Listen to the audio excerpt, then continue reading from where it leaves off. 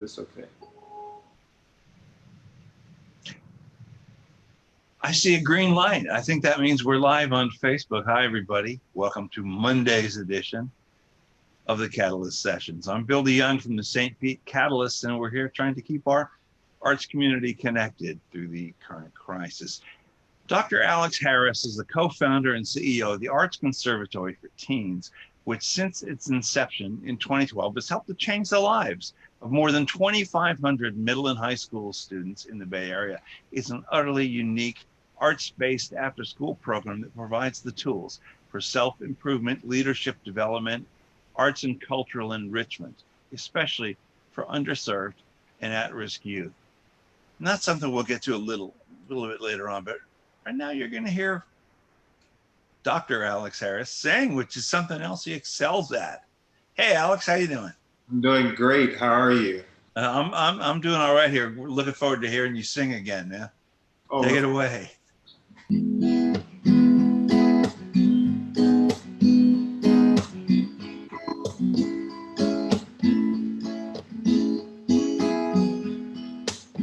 I'm just a wordless song. When you're not around, there is no sound. You are melody, rhythm of my heartbeat. When there is no you, girl, I'm just not me. So don't make me wait too long, 'cause I need words to my song. All I got is na na na na na na na na na na na. Na na na na na na na. Oh, to understand what it's about. This emptiness you feel when you're without. 'Cause love has no meaning, no, no, no, if you're not here with me. And I think about you all night long. To you my heart belongs.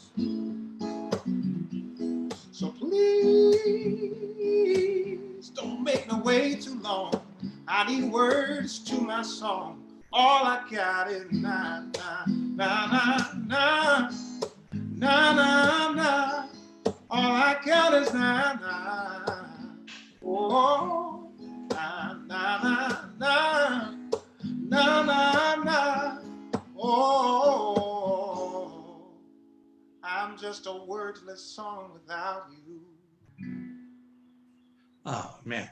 The first time I met you, I remember one of the first things I ever said to you, first thing in my mouth was, where did you learn to sing like that? My God. Those Al Green octave jumps that you're doing there, you're just killing me. I mean, oh, man. Alex, you're a pastor's son from Central Georgia. South Central Georgia, what did we say? Around Atlanta somewhere? Yes, yes, yes. Okay. One of 8 kids. And before you were even a teenager, you're part of a successful touring boy band with 5 of your brothers and a god brother. Here's the thing, the group's called A7 because each of your names begins with the letter A. There's 6 of you. I know the answer, but I'm going to ask you anyway. Why wasn't it called A6? Because the 7th represented the presence of God. Hebrews 7 is completion. And so we felt that as a group, we were complete when we acknowledged the presence of God. So the other part of the story is we were once known as A Boys. But as we grew older, we were like boys, and that we played, you know. It's like Boys to Men. Here we are. Yeah. We played around with that, but we wanted something that has a little bit more meaning other than our, had an added meaning other than our names begin with an A. I mean, it's Alex, Antipas, Andronicus, Alonzo, Arceus, and Antonio, our godbrother. And so we traveled all over doing a lot of music and singing for a lot of people, working to inspire people through music. Well, I know your parents instilled in you the importance of, family and education and faith. And one of the amazing things about that group was that I remember reading there were 20 college degrees between the six of you. You have a master's in social work and a master's in theology, which is why we call you doctor, Right. appropriately enough. So I've always wondered, I mean, were your concerts, were they pure entertainment? Were they like stay in school pep talks, or were they Christian ministry? It was, we grew up basically homeschooled. Parents are Yeah. educators, and as five boys and three girls, and of course our Yeah. god brother also went to the school. And the idea was that God education equals success in our family, and the acknowledgement or having some spirituality or a faith-based connection is very meaningful Mm-hmm. to our environment in which we grew up. And it really, we definitely acknowledge and accredit our success to our connections spiritually, as well as pursuing. I think I like to say, everyone doesn't have to go to an institution where education is taught to get a degree or diploma to be a quote unquote successful. But for us, I do believe, and in our family, I think really challenging the mind and through various in a organized institution where the knowledge was provided was our way of doing it, and it has served us very well, and we're very humbled for the successes that we've accomplished academically, spiritually, socially, and professionally. You all grew up to be pretty good guys. Uh, Joe, do we have the photograph there? I'm not sure. I brought a photograph in. Sometimes they come up and sometimes they don't. So we'll just sit here for a minute. But tell me about, if I may, tell me about, you have one of your brothers, I think, lives is he an attorney? Yeah, My memory's a little soft on this, but you have a brother in the area. yeah, yep. Norman Andronicus Harris is the attorney. That's definitely A7. Yeah. That's Is that you in the middle? me in the middle. Yeah, with the right there. I look at, Where's Norman, the attorney? he's on the right hand side. He's standing on my left shoulder, but Oh yeah. right. So why don't you tell us who everybody else is in this picture? This is, So I'm thinking this is around 2005, maybe. yeah, to my immediate left, if you view from the viewer's perspective, it'd be on the left. The guy sitting down is Arceus. That's the youngest of the Hmm. brothers. I'm in the middle, and then behind him is our god brother Antonio. Just to the right from the viewer's view is Antipas standing up with the sweater, Hmm. and just seated next to him is Alonzo, and then next to Alonzo is Norman Andronicus. I have to say both of his names because a lot of people don't know his A name locally, but they know Yeah. him by.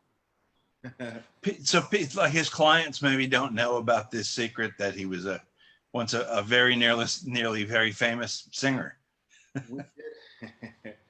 We Don't did. Walk Away is a great song. Listen, man, I was listening to Don't Walk Away before we came on here today and thinking it does remind me of Boyz II Men, but it's like a perfect record. It's really cool. It got a lot of. It went to got in the top 20 on the Billboard. It won us an award for best for the Choice Awards Mm-hmm. and for best song. And we traveled literally all over these United States and Canada and in South Asia, South Korea, islands. We did a lot of the record took us a lot of places, and then when I started to pursue solo, it definitely for a lot of Mm-hmm. maintain the relationship. I'm a person that really believes in maintaining the relationships that I was able to formulate, and I think we all do that in our own way. But I really definitely it was a blessing to travel and see the world. Um, a lot of people from a small town like us, Manchester, would not have gotten that opportunity.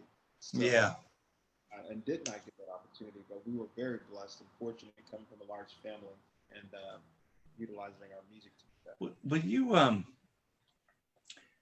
But as you say, you pursued a solo career, but let's talk about how you ended up in Tampa Bay and how you co-founded ACT, the Arts Conservatory for Teens. You saw a need.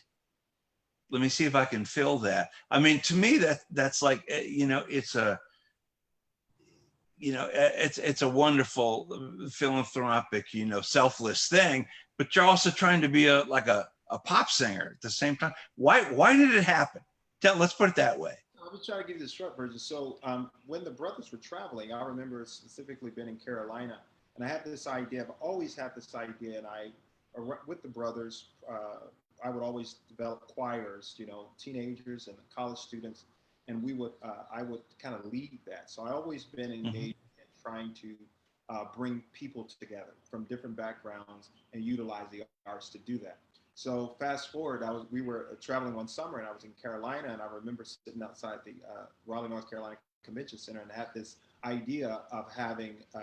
I started with the idea to have a summer camp where we would have a lot of folks, students our age and younger, who would come, and we would have professionals to help them with their skill set and development. Some of the things that we had learned going to different workshops and seminars, our parents put us in from some of the major record companies, et cetera. So we learned a lot about the business. We learned and met a lot of cool people that we looked up to as well from them. We learned from them. And so I wanted to create an environment that would be conducive for that same thing in a community. So fast forward again, after graduating from Boston University, my graduate studies, I did, as you aforementioned there, WMTS. Yeah. I really want to become the traditional counselor or use my education in a traditional way. I want to integrate in the creative space. And so after being in Boston, I loved Boston and had a great time, and I love Massachusetts, but I wanted to come to the tropical area. And I'm not. I was doing a lot of work down in South Florida, and so I end up here. My brother Norman had finished his law degree, and his buddy was starting a firm. He said, so Norman said, "You should come to live in Tampa as opposed to living in South Florida, where I was doing a lot of work as a consultant." Or going back to the snow in Massachusetts, right? Yeah, yeah. Cool. So when I got here, then I met. I ended up meeting a gentleman by the name of Carl Lavender. I think he was on Catalyst not long ago from Foundation for Health of St. Pete. At the time, he was the president of the Girls Club of the Suncoast, and they were just launching an arts at the Royal Theater on the 22nd Street. Oh, yeah.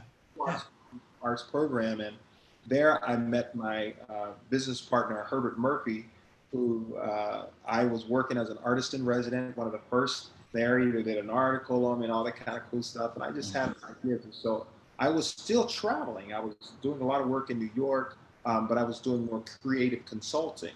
And what that meant for me, something I haven't seen that coined, so it probably has been used. I just didn't see it before. But in my mind, I coined it. And I worked with executive executive levels to help them develop creative methods to accomplish their missions. And so I worked with some really major brands in New York and in South Florida, et cetera, in doing that. But one of the things I started to do here in the St. Petersburg area is to work on what I had the vision of doing in Carolina, and that was youth development programming. And so we started, and I say we, that's me and Herbert. He was already there at the Royal, and then I started to pilot this curriculum that I had developed when I was in Boston, and it was all about personal formation for social transformation. So how can I, personal formation is a theological term, but it really focused for me. I borrowed that terminology to apply it to from a more of a sociological perspective as it related to youth development.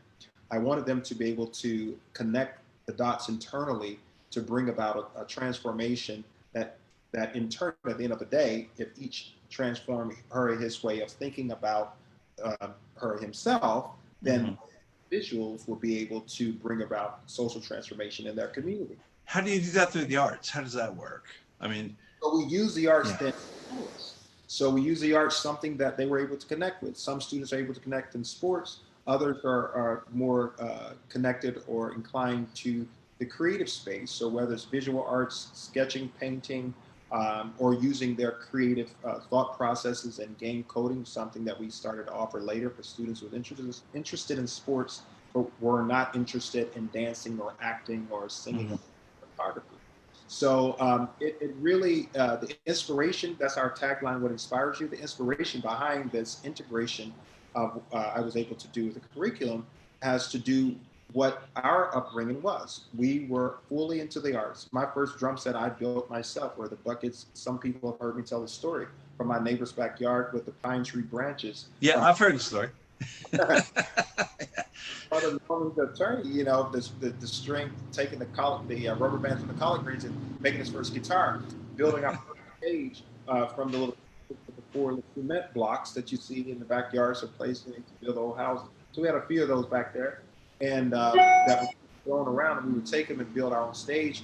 And later we started rallies, and we learned how to, you know, build the stages with professional companies. So I wanted to bring that experience that we had from a rural little town that transformed our lives, and we were able to pour in to many communities throughout the country and abroad through our music. So hoping that by creating something, a curriculum that will create a clear pathway for these students to pursue their own discoveries, right? So sometimes there are discoveries that happen or people are inclined, especially in underserved or underprivileged communities, but they don't have the path or the resources that will lead them and to pursue their own discoveries. So I was able to do that in a pilot for 3 years, and then in 2012 we officially launched the Arts Conservatory for teens as we know it today. What's the success rate like? I quoted some numbers a while ago, but you've had a pretty good graduation rate. Yes, every child.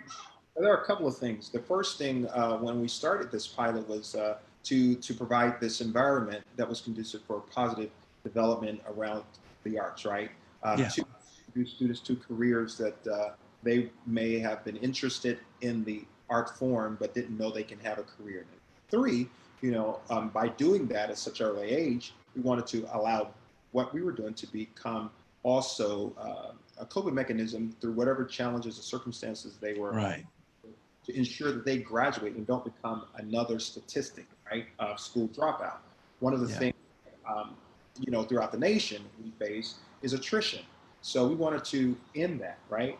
And so I told Herbert Murphy, I said, one thing I want to push is something I've been very fortunate to obtain, and that is education. I want to make sure, first, they at least graduate from high school, and 2, that if they want to pursue higher education, they have that. With that focus, we have to date still obtained 100% of our students who come to us and in high school, they graduate with a diploma. We make sure that there are not any students dropping out or not going to class. We've been very successful with that since our pilot phase to our startup phase in 2012. Was the Pinellas County school system, receptive to this idea? And I imagine they think you're pretty much a hero these days for that kind of turning out good people. Well, we do love Dr. Greco and Laurie Matway and all the Dr. Brim. We work with her and various principals at the middle school and the high school level. Yeah. And some of our students, I would like to just highlight from the first cohort to even now. Hang on a second. Forget it's live. I forgot to turn my phone off. Sorry. I'm sorry. You were saying. No, even our former students, their success stories, I think, is a testament to what happens when a community comes together. They see the opportunity and share as people helped us excel. Mm-hmm. We see students now Broadway. In fact, of course, all the shows are canceled. However, we have students who toured the world for Broadway musicals such as Aladdin. We have students who've done Hamilton and Lion King. We have students dancing with the Houston Ballets. Students who work from BET Studios to co-producing major television shows. That's got to feel good, yeah. I got a student who's going to be on Good Morning America soon. The stories just are endless. Then we have students who are still living local, who are doing things in our local community that are positive. They're entrepreneurs. They're successful. They have their own businesses. They've gone to SPC. They've gone to USF. Then we have students who've gone to Carnegie Mellon. We have students who've gone to Georgia State and Bethune Cookman and Clark Atlanta and Artavine University. So it's very rewarding, and the list goes on. Berklee College of Music. It was very rewarding to see that for me, not so much about look what I've done, is say look what the community has done.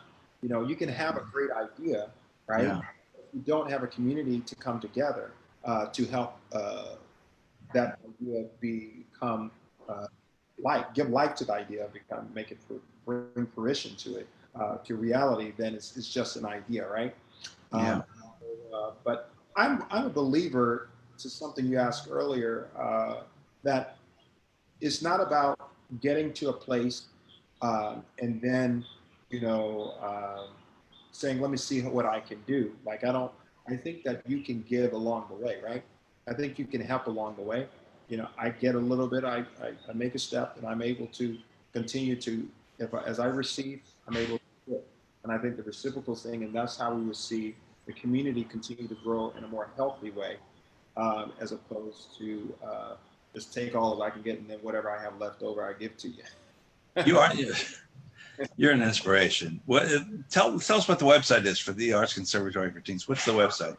Arts Conservatory for Teens is just what it says, artsconservatoryforteens.org. And Okay.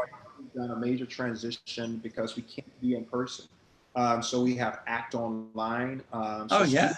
Yeah, we have a lot of students who gather every week for the last 2 weeks. We just started 2 weeks ago. This is our third week. Where students now are after school at 3 to 4 and 4:30 to 5:30. We launched our global learning initiative, and what that is that we have professionals from all over the country and abroad who will come online and do master classes and share their journey, do Q&As with the students, and they just absolutely loving that. But we're offering every class online right now. We want it to be 21st century forward, to stay engaged. We heard the sad news of a 15-year-old in LA who committed suicide. She couldn't take the quarantine. And so we unfortunately, if we don't intervene and provide this positive environment of hope and healing, I think that we unfortunately will see those kind of things happen. So we are doing what we can do with our partners. We're still inviting more people to join in. I mean, this was one of our biggest fundraising seasons, and everything that we were planning had to cancel. But we said, let's see what we can do with the little resources we have to continue to provide and let other folks know it. So if they want to join and support still, that will be very, very helpful. But it's very important for me, as I said, that even during this time, to continue to find way to provide hope and healing through what we have to offer, whether I'm doing a stream online performance or whether I'm talking or on a committee. I joined the Pinellas Arts Relief Committee. We are raising Did money you? Yeah. for us. Yeah. But for all the artists, I said, it's everybody. We have to come together as a community, and people can support that as well. So I'm here, a huge community supporter, and I do this everywhere I go, all over the world, and I continue to do it, especially in my own community. Well, it's arts community, not community. You got community in the brain. Arts Conservatory for Teens.com. You say the whole thing. .org. Yeah, Back up. Artsconservatoryforteens.org. You have your own website as an artist. Okay. AlexHarrisOfficial.com. Alex Harris, you got these websites now. I'm never going to memorize all of this, but I want to make this my last question before we have to say goodnight tonight. But you kind of still actively pursue a solo career. You're still making records, as they say. I got an EP coming out, which EP is an extended play. It'll be 5 Yeah. songs. Like 4 or 5 tunes? Got 5. 5, yeah. It's coming out in a few weeks. I did a deal with the Orchard. Well, it's Cross the Line music, but it's via Orchard and Sony Music. So we are working with that whole team to ensure that the music comes out. I'm really, really excited. We're going to be doing promotions all summer, of course, mostly digitally. And in the fall, we'll be doing a lot of in-person shows, and we got a lot of things that are in queue, I should say, because it's hard to say where the end of the queue is. The plan is, but we got it in queue. We have it. I'm staying at home. Yeah, that's part of my plan too. Dr. Harris, you have a day job. How are you going to do all that stuff? Hey man, so we have a great team. So I consider myself a visionary, and we provided a lot of jobs for artists, especially those who are actors and in the visual art space and the music and video. We provide jobs, and we've done that for a long time, and been able to continue to be a constant for them. So we hire some of the best talent.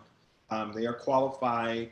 They not only as a professional with their resumes, but background check. We do all that kind of stuff. We do trainings, orientations. So it's a very sophisticated, high quality programming that I wouldn't have it any other way, and I don't think the community would want to have it any other way, because we are a very classy, artsy community, and I love it. So it's Arts Conservatory for Teens.org. Got that right. It's also alexharrisofficial.com, Yes. which is where your EP will drop there, or will it go through the usual channels? There, but it's going to be on all my social media platforms, including Facebook, including Spotify. You can join my Spotify now. I encourage everybody to go to my Spotify and join the community. It's a great community to be a part of. Lots of your favorite music, and all that means something because the more that we're able to engage on a national platform, the more that we can do for these communities and these students that we're working with to inspire. Always a pleasure to talk to you. I was going to ask if you'd take us out with another song, if you wouldn't mind. Could I ask? I want to tell everyone, again, thanks for joining us, and thanks to Alex Harris for being here, Dr. Alex Harris, who is one of the most impressive people I know. Tomorrow night on the Catalyst Sessions, it's Michael Francis from the Florida Orchestra. So we are trying to keep the arts community together. So Alex, man, thank you so much. Take us out. All right, here's a song, one of my favorites. When the night is calm, oh na na na, and the land is dark, and the moon is the only light we'll see. No, I won't be afraid. No, I won't be afraid. Just as long as you stand by me. So darling, won't you stand by me? Oh, na, na, na. Won't you stand by me? Please stand by me. Stand by me. Oh, yeah.